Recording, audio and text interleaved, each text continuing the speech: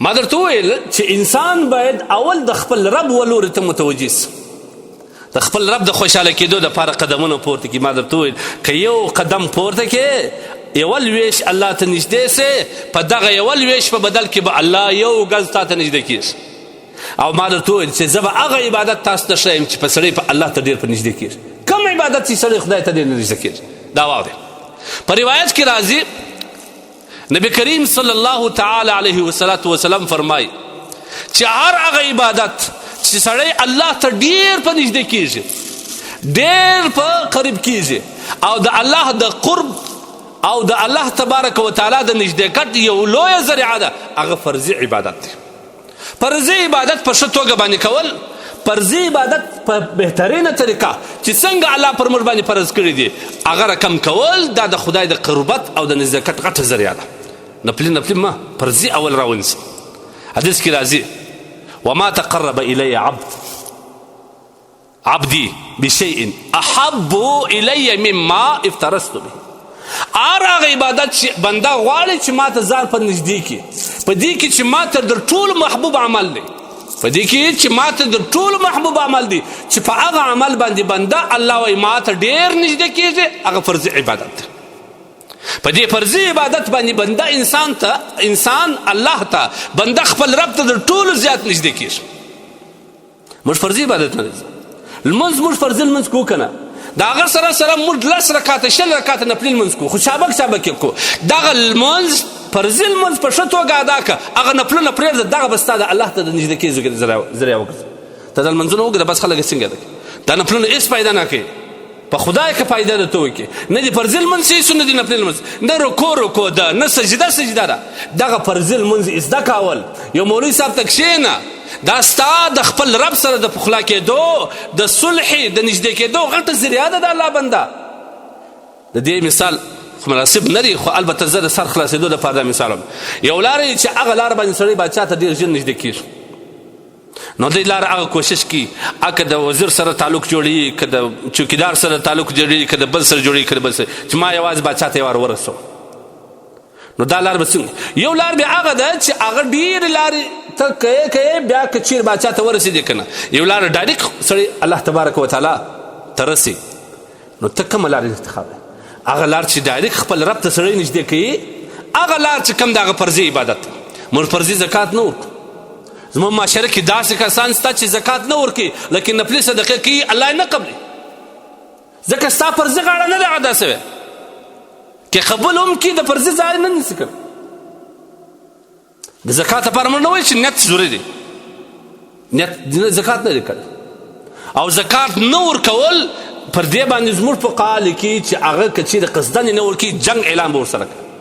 او دغه مال چې د زکات نه دی ورکړی، دا به د قیامت په ورځ یو سخت اپي مار سي، د ده په داخلې ته به داخله نیولې چې انا کنزک انا مالک، زه ستا کنز یم، زه ستا مال یم، زه ستا خزانه یم، ستا ذخیره کولم.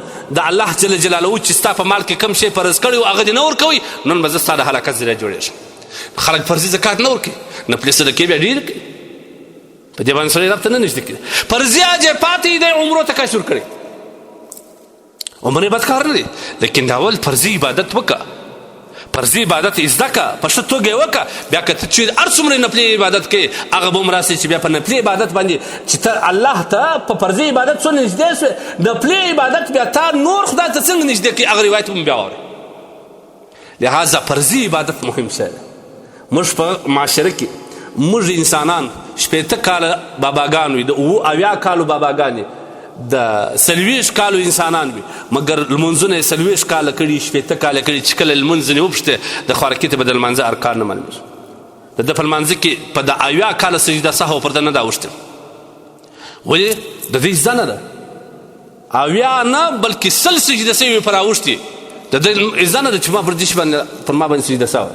موږ پیسو ته وخت ورکړی دی، دولت ته مې وخت ورکړی دی، لیکن دا موږ ته نه معلومېږي چې موږ لمونځ په کوم شي خرابېږي، زموږ په لمانځه کې ارکان کوم، زموږ په لمانځه کې شرایط کوم دي، زموږ په لمانځه کې مفسدات کوم دي، دا موږ ته نه معلومېږي.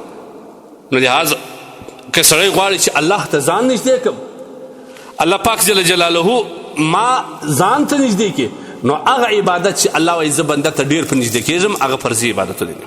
یوازې لمونځ ده، فرضي عبادت لمونځ دی، فرضي عبادت روژه ده موږ په میاشت کې یا په هفته کې 2 روژې خامخا نفلي نیسو لیکن په فرضي روژه ګره په ښکنځلو خرابه کړې فرضي روژه ګره په غیبتو خرابه کړې فرضي روژه په نور څه خرابه کړې دغه فرضي روژه حکما حکو ونیسه که دغه نفلي نه ونیسې دغه فرضي روژه ته خپل رب ته نږدې کړې او بیا الله تا ته د نفلي روژې توان او توفیق هم درکوي که نه همدا ډول فرضي حج زه به یو مثال په توګه موږ په ایرپورټ کې سپین ږیری بابا ما ته راغی وایي مولوي صاحب یم مو وایي ته خو ما ته دا بلیک راوښیه بلیک چیشته دي صاحب وایي ولې دا وایي چې تلبیه شی وایي هو دا دی اوس د ده جاز پرواز دی د ده جاز ځي هلته د حج مراسم دي د عمرې مراسم دي د دغه وخت پورې د ده د وروسته تلبیه نه دی زده نو دا خو کوي بیا فرضي حج څنګه ادا کړي